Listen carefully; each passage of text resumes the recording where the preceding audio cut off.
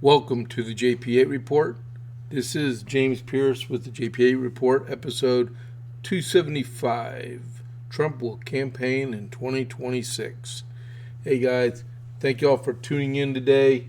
It's a busy day, and just give you a heads up, if I got to slip out just for a few seconds, I'm expecting the delivery and no one's home right now. So I'm going to the front door, sign for it, bring it in, and I'm back on. Okay, but I don't think they're that fast around here. All right, but thank you all for tuning in today. I really appreciate it. It is Tuesday, man, December 9th. All right, so before we get started, don't forget to click that follow button, and don't forget to go right next to it, click that like button or the thumbs up, and give us a share. All right, I really appreciate it. We got our 100th follower last week. Let's try for 101 this week. All right, and so I really, man, it's been a long morning. It took me more time than I thought would get prepared for this podcast, but that's all right. I don't mind doing that. All right, so what we got here? America 250 moment. So today, the big day in American history. On December 9th, 1775, the Battle of Great Bridge in Virginia over by Norfolk was fought. And it was one of the, besides Boston, it was the first large-scale engagement of patriot forces and loyalist forces in the mid-Virginia, mid-Atlantic states in the colonies, right? So I'm going to read you a summary that I got from battlefields.org. Okay, so threatened by rebellion, Virginia's Royal Governor John Murray, the Earl of Dunmore, ordered Royal Marines of the HMS Magdalen to seize gunpowder stores in Williamsburg, Virginia, the colonial capital. I've been there before. Word of Dunmore's decision quickly spread, prompting militia companies from surrounding counties to converge on Williamsburg. Dunmore fled to Norfolk and began raising an army. Okay, hold on just a second here.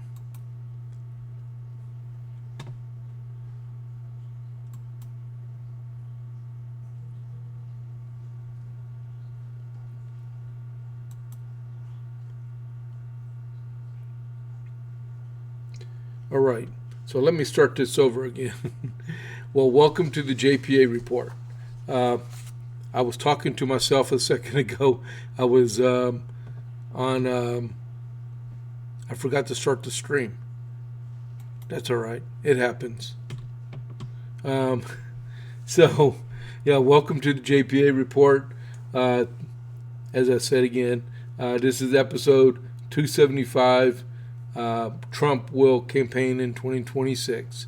And then, so as we get started right now, and don't forget to click that follow button and go next to it and click that like button so we get some likes going on. And please share the podcast. As I said a while ago, we have 100 followers right now. Let's try to get 101 or 102 by Friday. I really appreciate that to help us out and build our numbers here. It's December 9th, and like I was saying earlier, I'm expecting a package. My door's open. I could be there in like 10 seconds to sign for it and bring it back.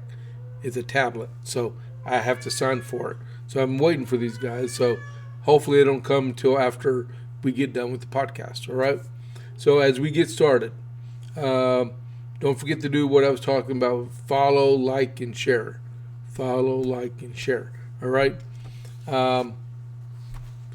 So America 250 moment for December 9th, 1775. Okay, threatened by rebellion, Virginia's royal governor, John Murray, the Earl of Dunmore, ordered the Royal Marines of the HMS Magdalen to seize gunpowder stores of Williamsburg, Virginia, the colonial capital. Word of Dunmore's decision spread quickly, prompting militia companies from surrounding counties to converge on Williamsburg. Dunmore fled to Norfolk and began raising an army. Among his recruits were escaped slaves to whom he had promised freedom in exchange for military service. Dunmore organized the free people into the Ethiopian Regiment. Really? Wow. And tasked them with raiding Patriot militia camps. Dunmore was also reinforced by Tory militias and 2 companies from the 14th Regiment of Foot. That'd be light infantry. The primary approach to Norfolk was over Great Bridge, which spanned over the Elizabeth River. The bridge was surrounded on both sides by the great dismal swamp and was accessible only by narrow causeways on both the north and south sides. Both the Patriots and the British recognized the bridge's importance. Dunmore ordered the construction of a stockade known as Fort Murray, named it after himself, on the north side of the bridge. On December 7th, 1775, Patriot forces arrived on the bridge's south side. For the next several days, the Tories and Patriots skirmished among the region's bogs and swamps. By the night of the 8th, the Patriot force, commanded by Colonel William Woodford, had grown to roughly 900 men. Dunmore decided to drive Woodford back. On the morning of the 9th, Tories wheeled 2 cannon into place and opened fire, attempting to break apart the Whig breastworks. That would be Colonel Woodford. Thinking that this was simply the Tories attempting to disrupt their morning, few Whigs moved until one militia captain called his men to arms, seeing an approaching column in red. The men in red were the light infantry and grenadiers of the 14th Foot, led by Captain Charles Fordyce and Lieutenant John Batut. Further back, the large Tory reserve, under the command of Captain Samuel Leslie, stood ready to exploit any breakthrough. As the British soldiers advanced up the causeway, 6 men abreast, they fired by platoons. As one platoon fired, the other would reload. As the British got closer, the Whigs unleashed a withering volley. Both Batut and Fordyce went down, and the causeway was scattered with dead and dying. Despite his wound, Fordyce arose and exclaimed, "The day is our own." The British again charged. Several reached the Patriot works before being shot down. Among the dead was Fordyce, who fell with no less than 14 wounds. The Virginians then advanced and began firing on Leslie's reserves. His position compromised. Leslie retreated to Fort Murray. That night, the Tories spiked their cannons and abandoned the fort. The battle lasted less than an hour. By the time it was over, the British had lost more than 100 men killed and wounded. Only one Whig was wounded. Within the next few days, the Whigs entered Norfolk, and Lord Dunmore fled Virginia. 250 years ago, we won a major battle in the American Revolution. Awesome. I love reading stuff like that. Alrighty. So, man, that was cool. Alright, so you go to the next section. It's about the Dalmatian Texas burgers. They're homemade smash burgers and dogs in Coppers Cove, Texas. All ingredients are homemade, including the buns. They are open 11 to 2 and then 5:30 to 7 unless they sell out, Tuesday through Saturday, which is today is Tuesday. located at Town Square behind Bush's Chicken on the west side of Copper's Cove.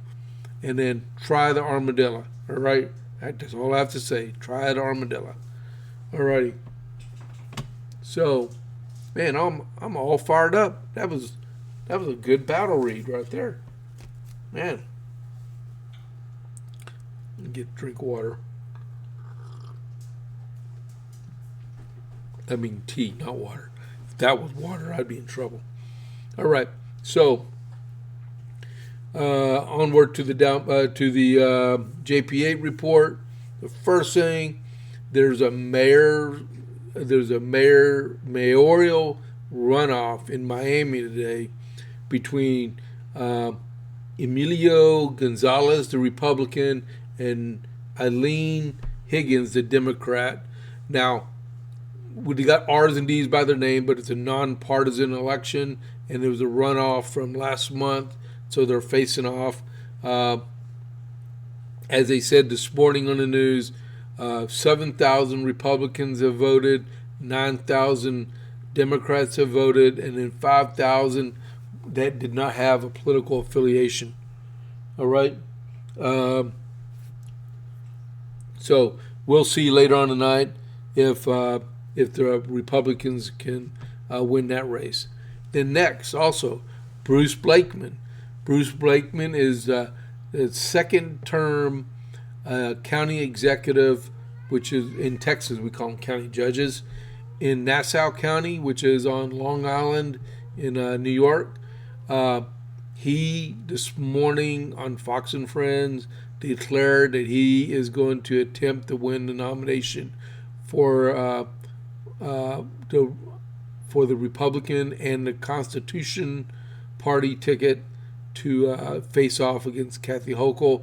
He'll be running against Elise Stefanik in their primary. So we'll see how that one goes. I really honestly think Elise Stefanik, she's more vocal, so I think she'll get more traction. But we'll see. Both of them, awesome people, great politicians, excellent campaigners. So they'll have to stick it out and see who the best man or who the best woman is, and in a few months we'll see, right? So next is Indiana.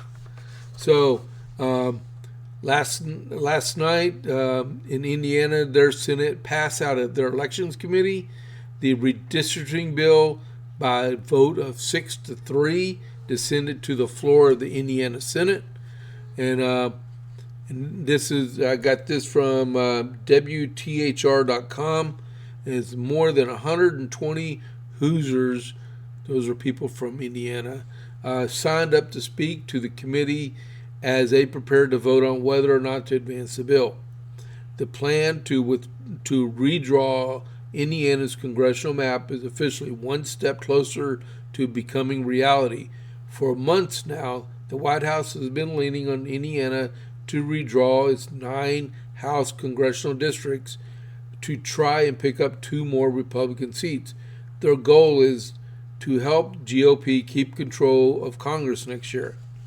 After a few hours of debate, now that paragraph is written wrong. So they have a 7-2 majority right now in the congressional seats. They were trying for 8-1, right? And then all of a sudden Indiana came about and said, oh, by the way, we're going to make this 9-0, to wiping out the Democrats from the entire state. I'll tell you a little bit more about this in just a second, why that would be really good, okay? After hours of debate, the proposal is now headed for the full Senate, where lawmakers are offered to make changes before they take a final vote. It was a long day that started with lawmakers on the Senate Elections Committee hearing over 4.5 hours of testimony from close to 130 Hoosiers. Some were for redistricting, some were against it. When public testimony before the committee was over, Democrats offered a handful of proposed amendments, with all of them voted down. Then came the committee's vote, where lawmakers on the committee indicated they were where they stood on redistricting at least Monday night. The bill and proposed map passed out of committee by a vote of 6-3. Now, what I'm saying on that is, here in Texas, we made 5 additional congressional districts Republican leaning, right? So there's a very good possibility we could pick up 5 more seats on our state house, our U.S. House delegation. Now, the only problem that happened was last week, President Trump was given bad advice. He was under the assumption that Henry Cuellar was going to become a Republican and or not run again. So he went ahead with the pardon and pardoned him, right? Then Henry Cuellar said, I'm still running as a Democrat. So he's running in the same district where Mayor Flores, she filed to run in. So this is going to be a knockdown, drag out, and you're going to see when I go through these ballots in just a second, there's a lot of people in her primary that she's running in. So she may not even make it. But so it looks like we may be down on one of the races that we were trying to pick up. But with Indiana going from an 8-1 to a 9-0, it makes it easier. All right? So that'd be good. All right, so next is Trump is in Northeast Pennsylvania today, talking with people about the economy and making stuff more affordable. I believe he's got a campaign address he's going to make about 5 p.m. Central tonight. So if you want to hear that, get on one of the news channels. Well, you might want to get on Newsmax or Fox, because I can tell you right now, CNN, MSNBC, MS Now is not going to show it. So then also Susan Wiles. This is why I named the podcast Trump will campaign in 2026. Is that Susan Wiles, his chief of staff, was on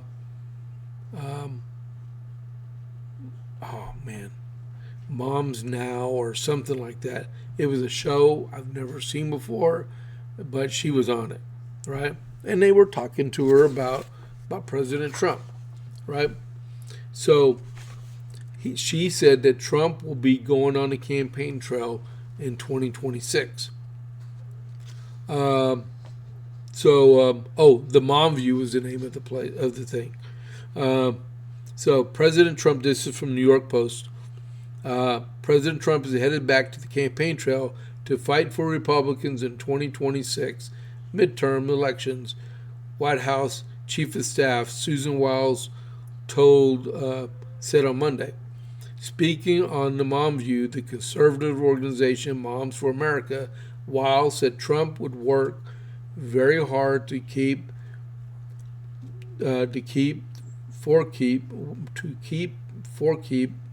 wow, that's a bad sentence, in both the House and the Senate next year. I haven't quite broken it to him yet, but he's going to campaign like it's 2024 again, Wiles said on the YouTube show. All these people that he helps, he doesn't help everyone, but for those he does, he's made a difference, and he's certainly certainly a turnout machine. Wiles, who helped run President Trump's successful 2024 campaign, said the approach will be a shift from prior administration strategies, using the president's popularity and pizzazz on the campaign trail to help boost GOP candidates in the same way he did in the presidential election year. Typically in the midterms, it's not about who's sitting in the White House. You localize the election and you keep the federal officials out of it, she said. We're actually going to turn that on its head and put him on the ballot because so many of those low propensity voters are Trump voters. She pointed to the Democrat sweep in last month's off-year elections, including the stunning election of the communist Zoran Mamdani as New York City mayor, as proof that Trump needs to mobilize Republican voters. We saw what happens when he's not on the ballot and not active. The chief of staff also said Trump started raising money for midterms the day after the election, which he will use to help his party retain control of Congress. He's sitting on a huge war chest to help these people, and he'll use it, she said. Nobody can outwork him, so there's every reason to be confident. So the president is going to help Republicans retain the House and the Senate. Everybody should be doing that. Not just the president. We're talking about former presidents, former governors, former congressmen.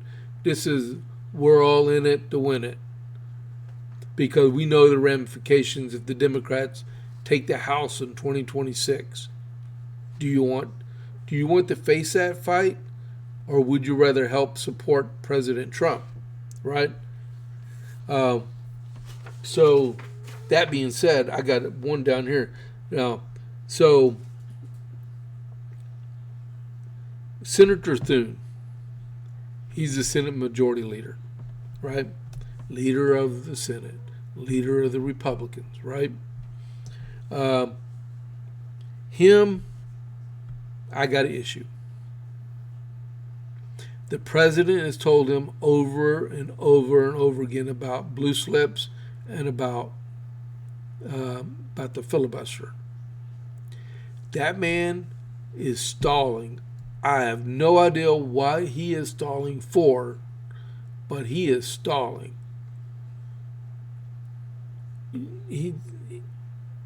People are going to start calling him Rhino if they haven't already started calling him that.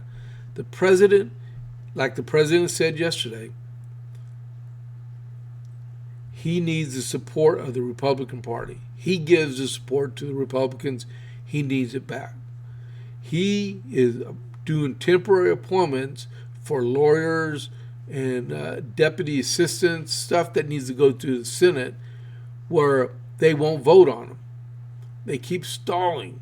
Judges and U.S. attorneys, they keep pulling, the Democrats pull these blue slips. So what they're trying to do is dumb down the pull, because they said, no, you're not going to bring a conservative judge or a conservative U.S. attorney into New Jersey or New York or Connecticut or Rhode Island or California.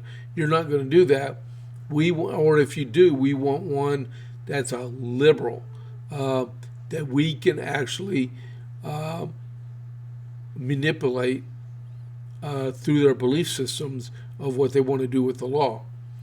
You know, it's the president's executive branch and his right to nominate the people that go into the judicial branch and to work for his Department of Justice as he sees fit. Advise and consent comes from the Senate, not to, we're going to, with lack of better terms, we're going to trump you and you're not going to have this person on the federal bench or facing the federal bench. We have to support the president, or everything he has done for the last year and upwards to the next year is going to be for nothing, because the Democrats will seize control and tear our country apart again and end up trying to get an elected Democrat in 2028, and that's in game. We have to stop that madness. You have to support the president. The president already lost 3 dynamic U.S. attorneys, and they were interims because the senators in those states pulled the blue card on them. That'd be Alina Habba, Lori Halligan, and Mr. Eseli. I think I pronounced it right. Who's next? And then who's the president going to replace him with? I mean, you can't call me because I'm not a lawyer, because you don't want to see me on the bench. Guilty. Man. So we got to do something about this. And if John Thune or Rhino Republicans can't do the job, they need to resign, so we can get someone in there who can actually do the job. You can call me an extremist all you want, but we elected President Trump for a reason, and that's to further the conservative cause of the United States. And all they're doing is preventing the president from doing that job and taking care of us.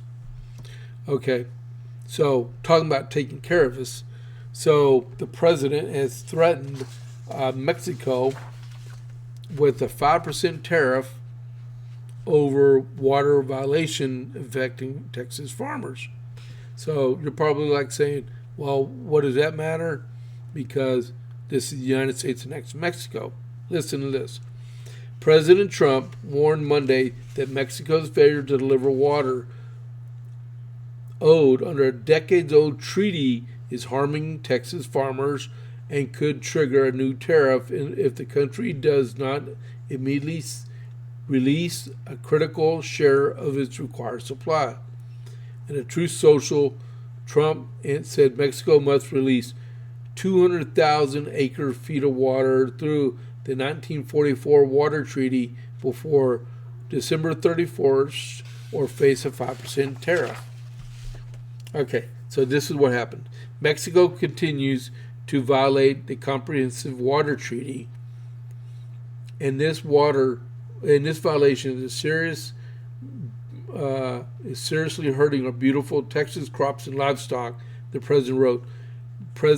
Mexico still owes the U.S. over 800,000 acre-feet of water for failing to comply with our treaty over the past 5 years because Biden wouldn't enforce it. The U.S. needs Mexico to release 200,000 acre-feet of water before December 31st, and the rest must come soon after.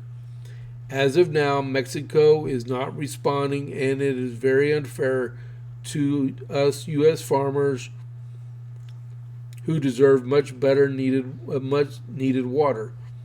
That is why I have authorized documentation to impose a 5% tariff if the water isn't released immediately. The longer it takes to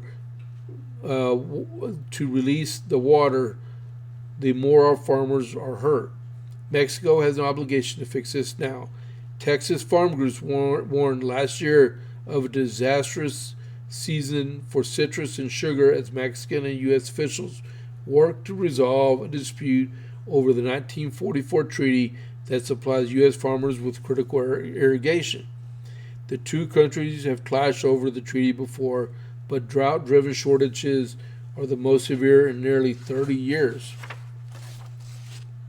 In April, the Trump administration and Mexican officials reached a deal to ensure Texas farmers would get much-needed water from the Rio Grande less than a month after Trump accused Mexico of withholding water promised under the treaty.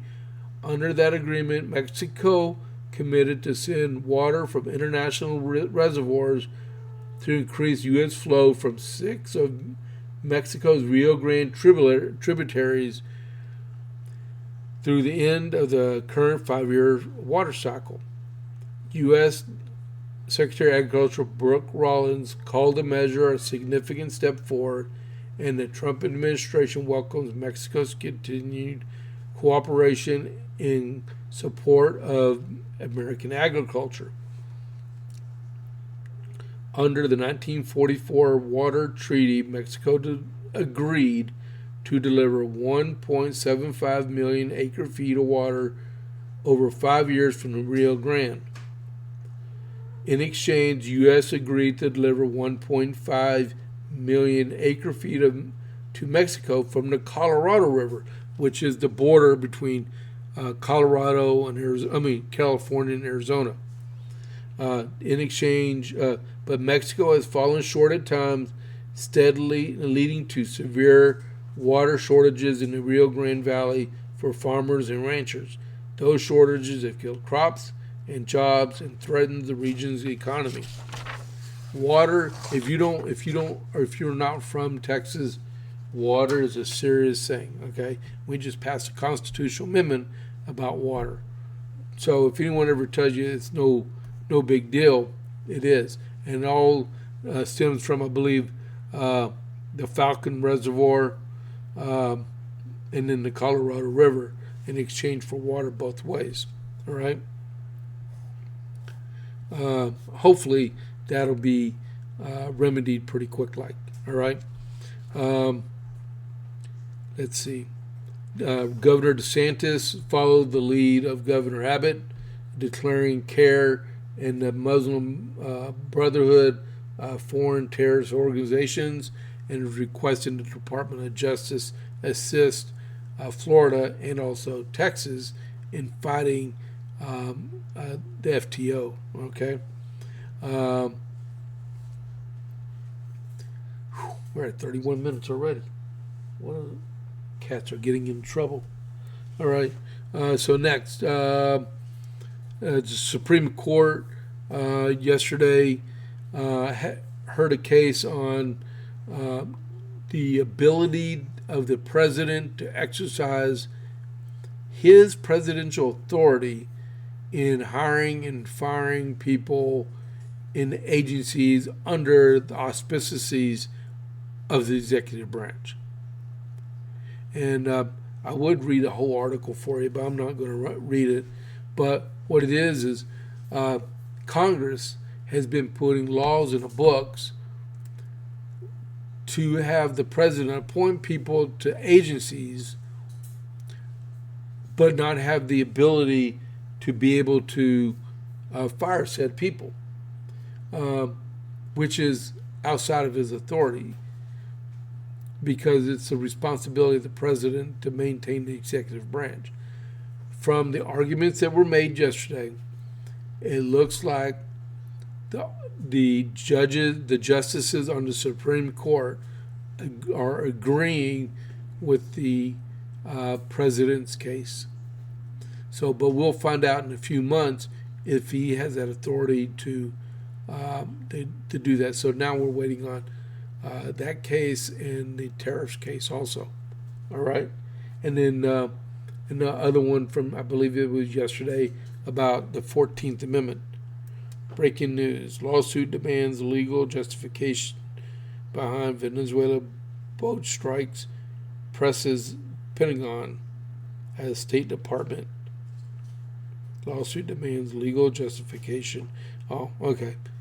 That's another one for Department of Justice. That's why we need more conservative judges on the federal bench, right? Now, move this paper. There's another article about the Supreme Court that was, there are some conservatives out there that they accept defeat before victories, even in the View site, right? Because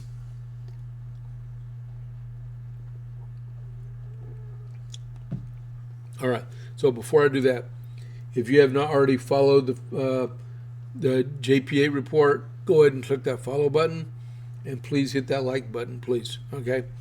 So, meanwhile, back at the ranch, so there are conservatives out there calling for Clarence Thomas and Samuel Alito to both step down from the Supreme Court because they're too old, and they're afraid that we're going to lose the Senate in November, right? But the president said that he pushes back on the Supreme Court, Alito and Thomas, to step down, calling both of them fantastic. Trump made the remark to Politico, which,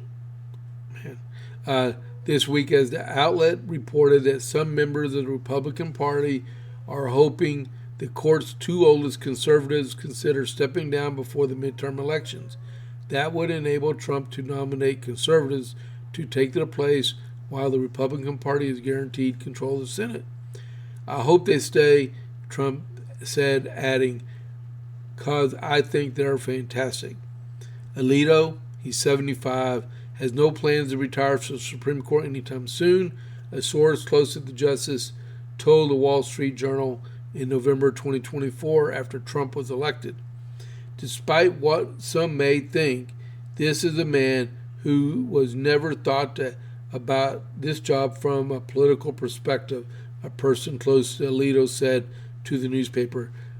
The idea that he's going to retire for political considerations is not consistent with who he is. Alito was appointed to the Supreme Court in 2006 by President George W. Bush.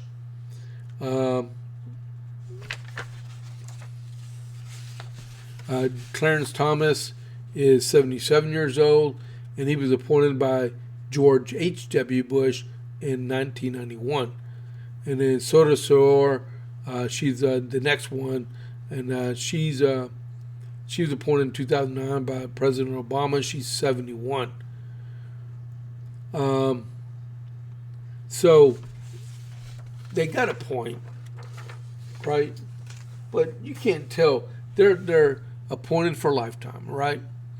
If it was up to the Democrats, they would have a term limit on them, but they don't, right? And they're doing just fine.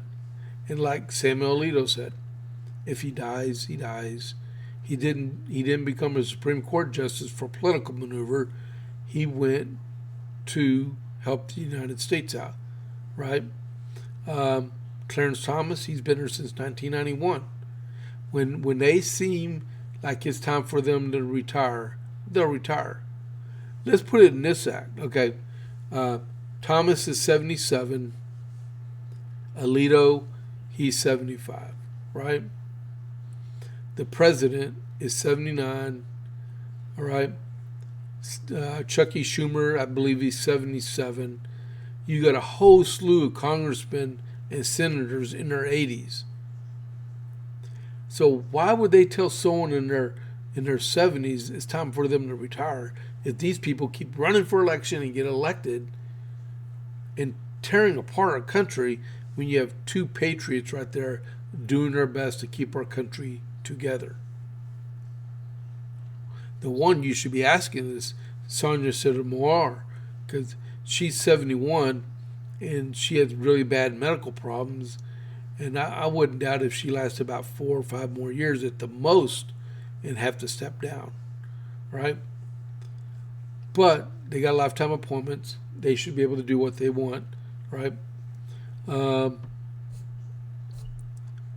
Let's see. Next. Trump says he wants Thomas. Okay, I already read that one.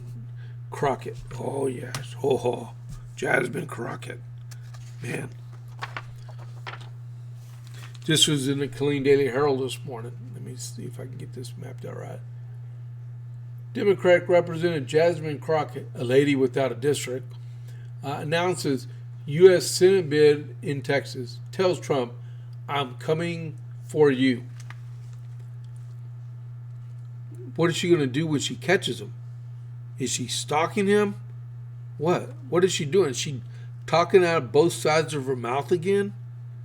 Jasmine Crockett, the lady from St. Louis, Missouri, from the rich side of St. Louis, Missouri.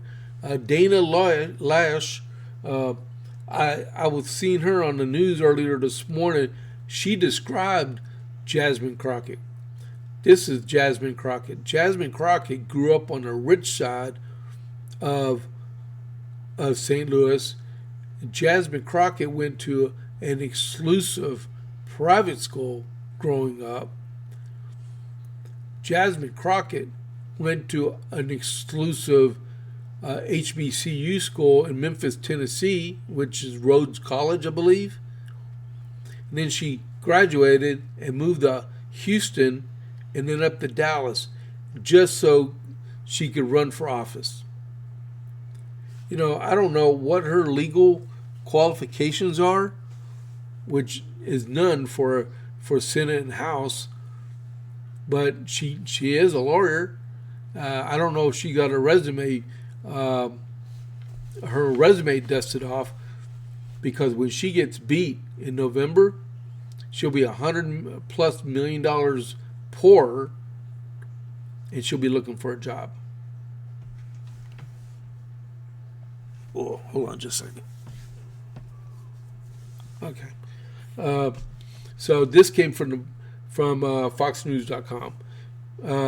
Jasmine Crockett, Democrat, Texas, said it wasn't trying to win over supporters of President Donald Trump's during an interview on Monday after she filed for the U.S. Senate. How will you make voters who previously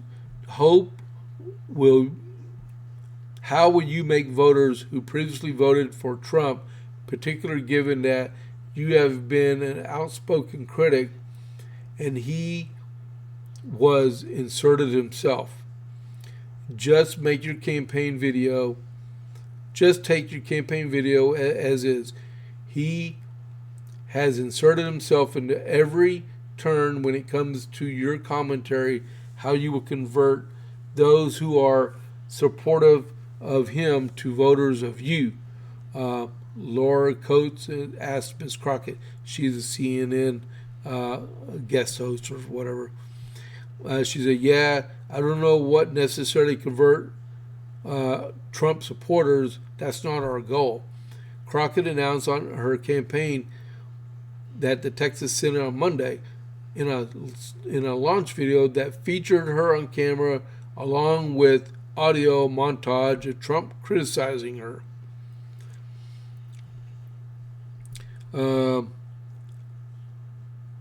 Our goal is definitely to talk to people. Yeah. Okay. So, wow. She cited former Texas Congressman Beto O'Rourke, who ran for the Texas Senate against Ted Cruz in Texas in 2018 for president in 2020, and ran in the Texas gubernatorial, losing all three contests. We know when Beto came really close, Beto, who is a progressive, we know he got 65% of the Latino vote. So what did they do after that? They went after Latinos. We know that he got close to 90%, or right there at 90% of the African American vote. So honestly, we need to start talking to the vast majority of Texans. I think my message is very much a mainstream message. You know, she's going to spend maybe $125 million and get beat. Matter of fact, first, she has to get past James Tellerico.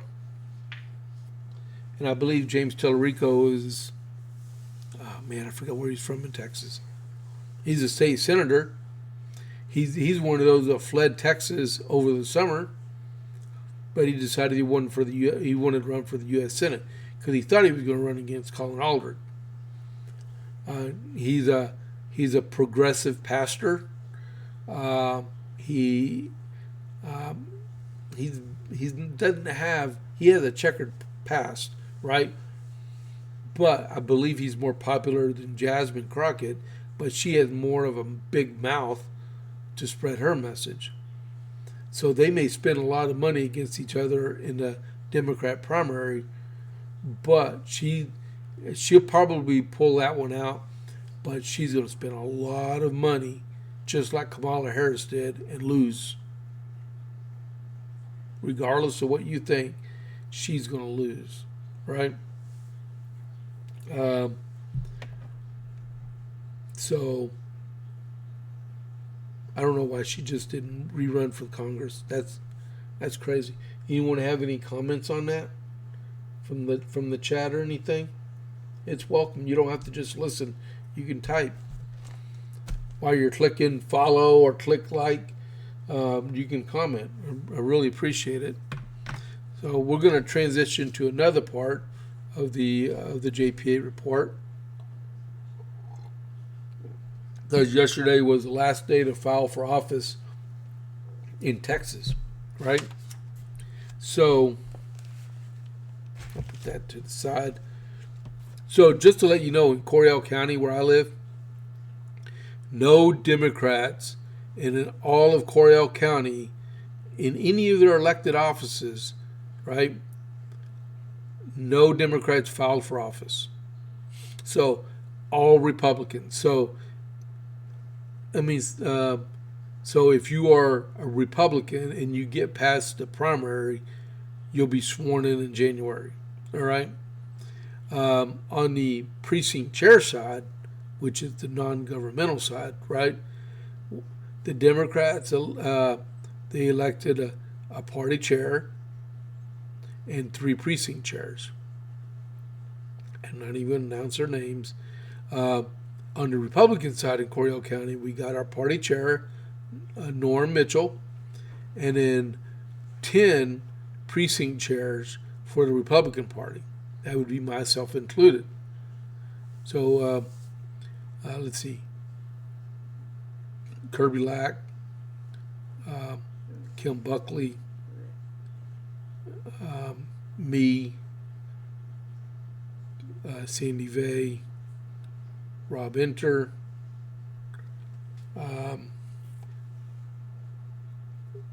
Lee Varney, I think that's his name. Man, I don't have his name in front of me.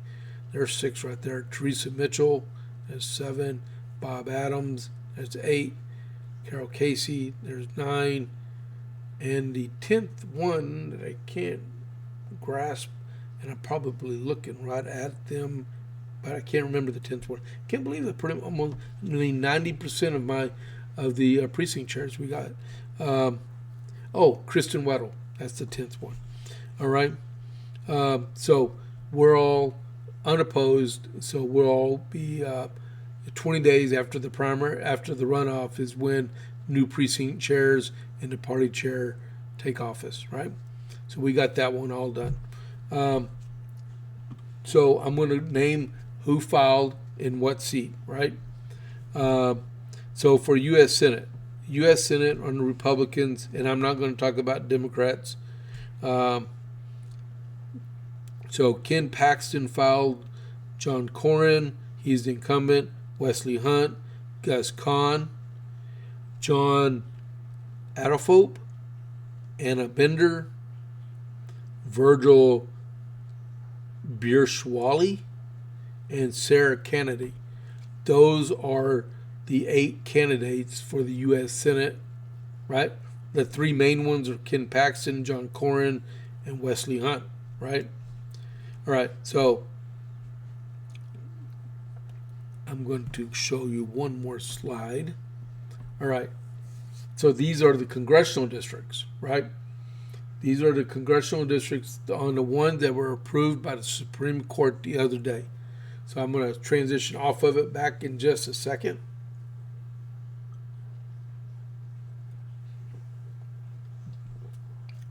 Okay, everybody get a look-see? Okay, so matter of fact, let me go back one more time. So if you follow my mouse, you see this one right here? Downtown Houston, right? All right, so let me go back. That was the only congressional seat in Texas that a Republican did not file to run in. That was the only one, right? So, CD1,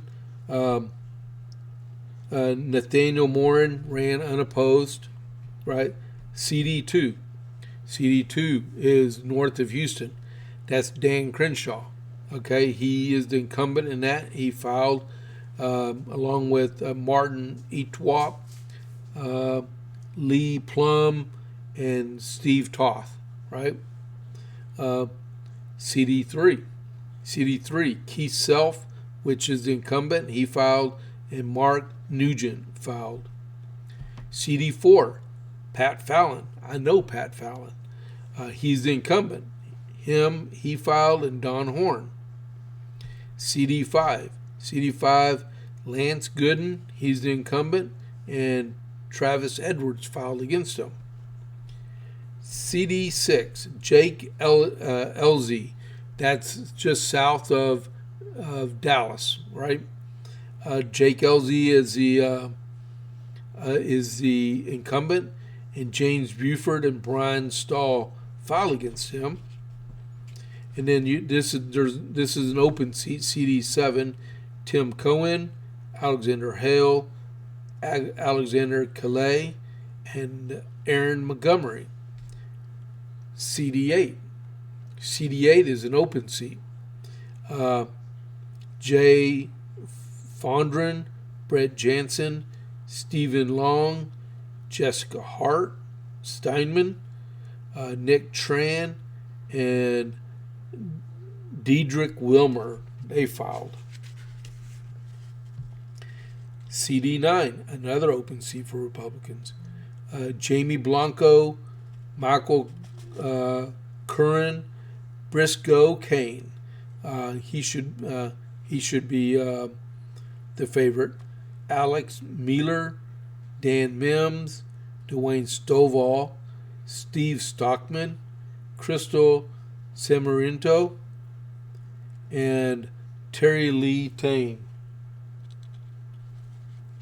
CD10, there's not a Republican elected in that one. Rob Altman, Ben Bias, Robert Brown, Robert Gober, Brandon Hallbaker, Kara King, Jessica Karlsruker, Scott McLeod, Jenny Garcia Sharon, and Jeremy Story. Okay, CD11 is August Pfluger, ran unopposed. August Pfluger is a good guy. He was a fighter pilot in the Air Force. CD12, Craig Goldman, unopposed, right? CD13, Ronnie Jackson, the incumbent. He filed, and Chastity Wedgeworth is running against him. CD14, Randy Weber. Randy Weber is the incumbent. And Jessica Forgy ran against him. CD16, Adam Bauman, Hector Cabilito, Judge Manuel Barraza, Raul the Bullet Cansada, Marisela Chavez, Delirious DMB Montanez, and Arturo Rios. CD16, there's no incumbent in there. CD18, no incumbent there either. Elizabeth Venice, Ronald Dwayne Whitfield, right? And that was CD18. CD19, there's no incumbent there either.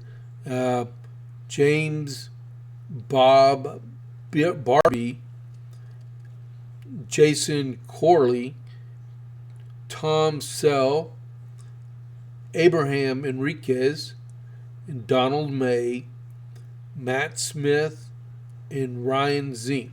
They're running in CD19. Okay, CD20 is running unopposed Edward Baez. CD21 is Daniel Betts, Jason Cahill, Jacques DeBose, Zeke Enriquez, Weston Martinez, sorry about that, Paul Roas, Kyle Sinclair, Mark Teixeira, he's a former Major League Baseball pitcher for the Yankees and for the Rangers, Heather Tesmer, James Traynor, Peggy McCormick, Woodlaw, and Mike Weller. They're running in CD21. CD21, I believe, was Chip Roy's seat. Chip Roy is not running for re-election because he's running for Attorney General. CD22 is open. Rebecca Clark and Trevor Neals are running. CD23 is Tony Gonzalez. He's the incumbent.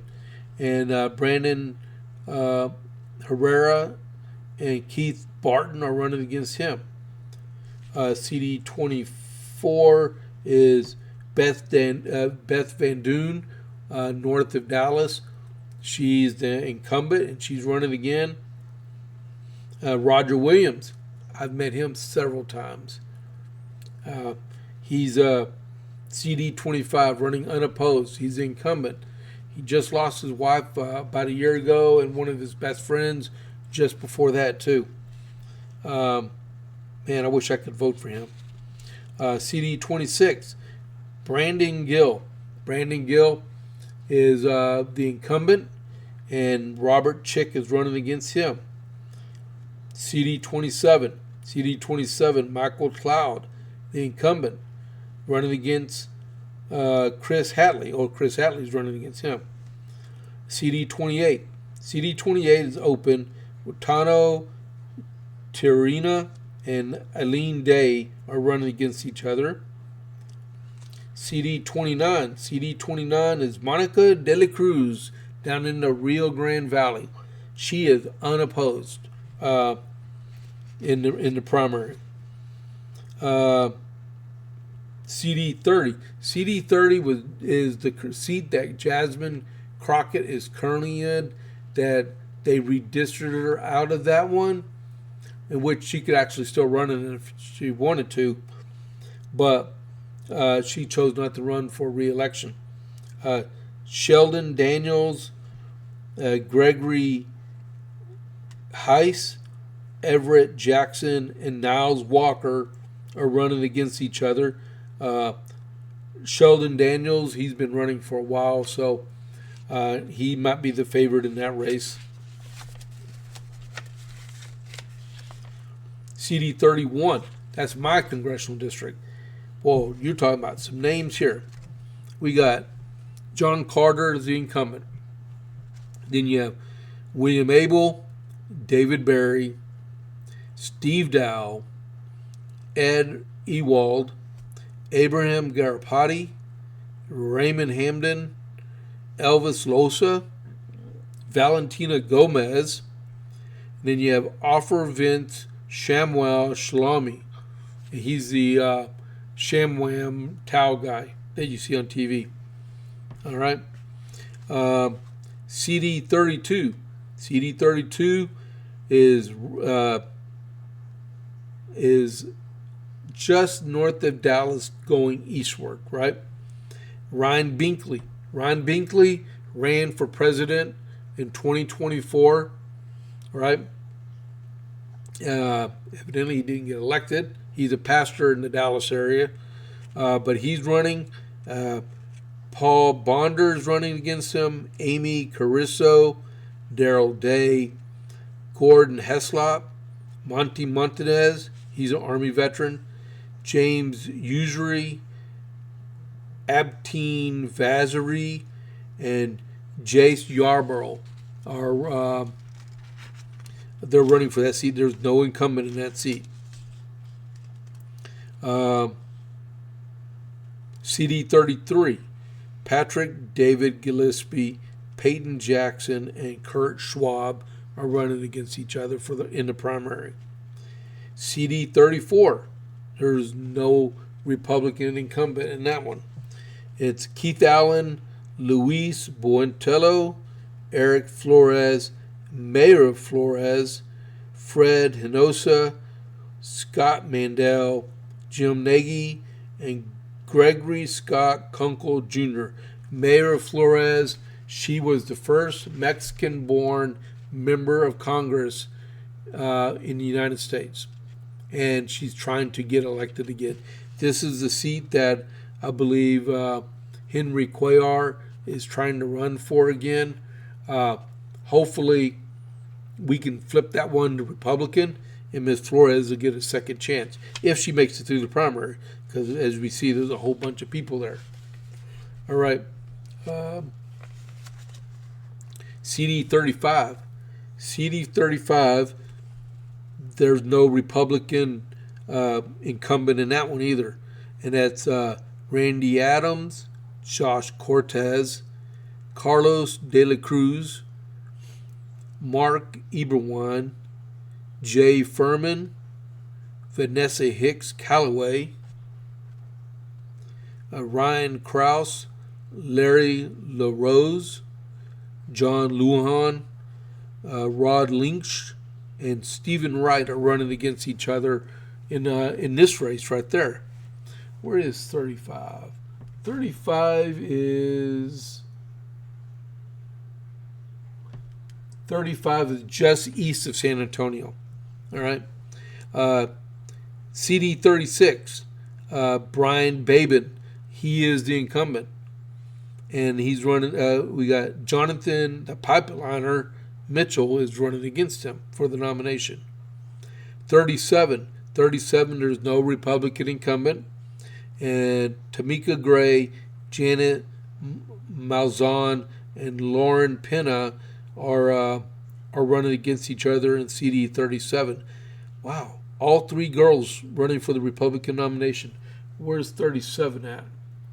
Give me a second here. Let me look at 37. 37 is eastern Travis County, right between Bastrop County and Austin. All right. CD 38. CD 38 is a non-Republican incumbent because Wesley Hunt is the current congressman there, and he's running for the U.S. Senate. So that is going to, people running against each other is Scott Ayers, John Bonk, Shelley Desavalos, Craig Gorowski, Barrick McNabb, Michael Pratt, and Jeffrey Una. So those are for the Congress, right? In the Senate. And the people, man, that took me a good while to read all that. All right, for state offices for governor, Greg Abbott, the incumbent. The people challenging him is RF Bob Agill, Evelyn Brooks. Hold on just a second.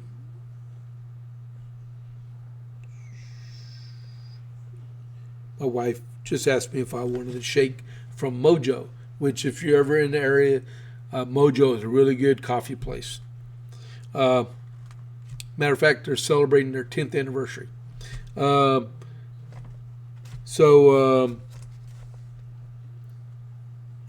good. She takes care of me. 32 years. Woohoo. Okay, so back to governor. RF Bob Agill, Evelyn Brooks, Pete Doc Chambers, Arturo Espinoza, Mark Golaby, Kenneth Hyde, Samuel Samuelson, Ronnie Toulouse, and Nathaniel Welch are running for the Republican nomination. Lieutenant Governor Dan Patrick is incumbent. He's running again. And Perla Hopkins, Timothy Mabry, I met him before, and Esla Wushner are running for Lieutenant Governor on the Republican side. And then Attorney General, you have Aaron Rice, Joan Huffman, Miles Middleton, and Chip Roy. Okay, so a little background on those guys. Aaron Rice has never held Republican office before. He is a staunch Republican working for Ken Paxton and working for President Trump. Joan Huffman is a state senator. Miles Mays Middleton is a state senator. And Chip Roy is a U.S. congressman at the present time. Comptroller, you have Don Huffines. Don Huffines is a former state senator. Kelly Hancock, he's a former state senator, but he's the current comptroller. He was appointed by Governor Abbott. Christy Craddock, she's on the Railroad Commission. And Michael Berlarosa, I have no idea who he is. Land Commissioner, Dawn Buckingham. Dawn Buckingham, I've met her many times. She used to be my state senator, unopposed on the Republican primary. That is awesome. Agriculture Commissioner, we're almost done. Agriculture Commissioner, Sid Miller, filed to run again. I think this will be his third term. He's running, Nate Sheets is running against him for the primary. Railroad Commission, Beau French, he used to be the Tarrant County GOP chair. Hawkins Dunlap, Catherine Colbert, Jim Matlock, and then Jim Wright. Jim Wright is the incumbent. SD24, Pete Flores, unopposed in the Republican primary. And then HD59, Shelby Slauson, unopposed in the State House, right? Coryell County JP2, Bill Price is the incumbent, and Joey Afaji is running against him. County Judge, Roger Miller is the incumbent. Rob Irwin is running against him, and Letitia Walton is running against him. And remember, whoever wins these races in Coryell County automatically will be the winner of the race because no Democrats filed, right? So Roger Miller running, Rob Irwin and Letitia Walton are running against Roger Miller. He's the incumbent. District Clerk, Becky Moore, the incumbent, and Lisa Robach is running against her.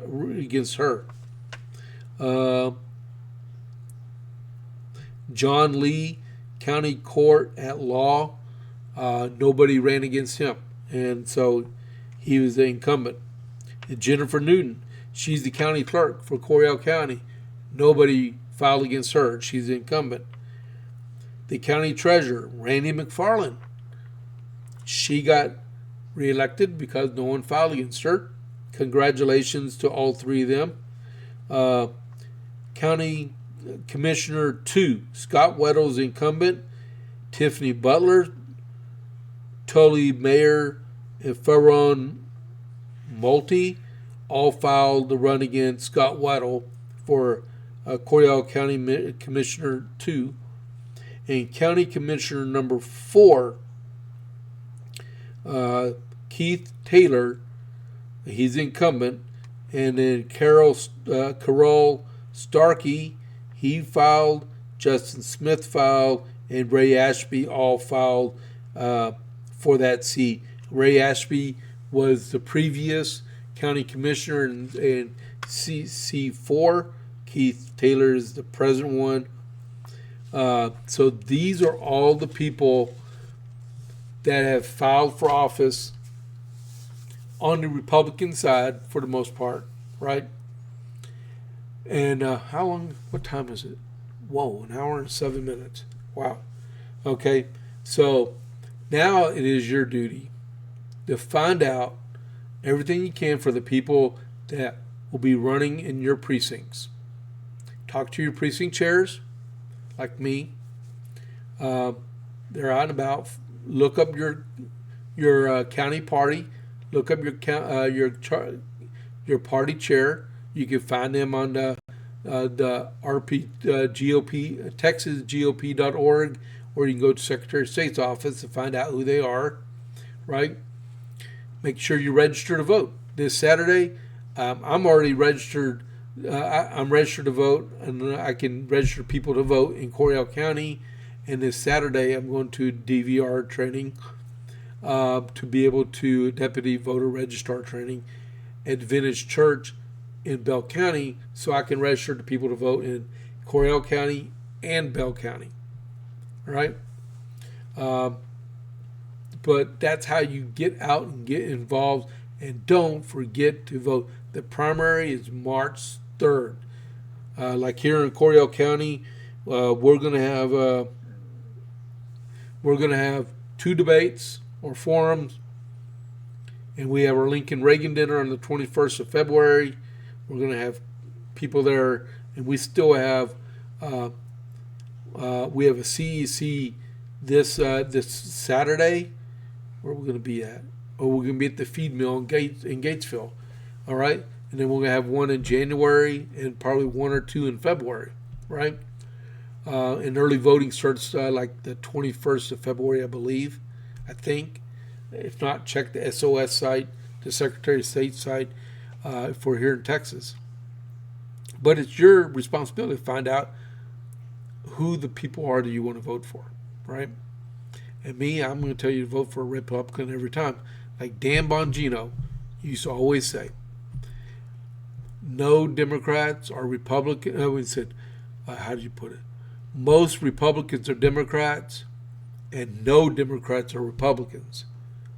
So we are in a Republican state, and we got to do our best to vet the Republicans to make sure we elect the Republicans to office. And that's what we should do every single time. Every single time. All right? So tonight, I have my Coppers Cove Conservative Club at Giovanni's at 6 p.m. and I have an open call for anyone that has filed for office that's a Republican. I'm going to give them 5 minutes to state their case, since this is the day after filing period's over, right? We have a ballot draw at the feed mill in Gatesville on Saturday at noon, right? So that is everything for the JP8 report, and I am hoarse, and I got to write up an agenda and recover from all this and get the day ready to go, because I got great things I want to do tonight with the 4 C's and have some fun. So with that being said, you can find me on my socials on X at James Pierce Jr. You find me on Facebook at James A. Pierce Jr. YouTube. Go to YouTube. Please go to the YouTube channel and click subscribe. All right? So I can start live streaming through there too.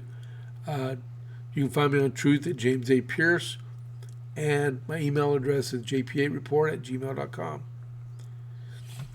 All right, before I let you go, don't forget, click that follow button and click that like button, and please share the JP8 report.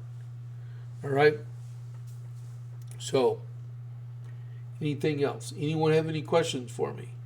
If not, leave them in the comment section, because, as soon as this is over, the live chat goes away. All right? So, this is James Pierce with the JP8 report. I'll catch you on the flip side. I'm out.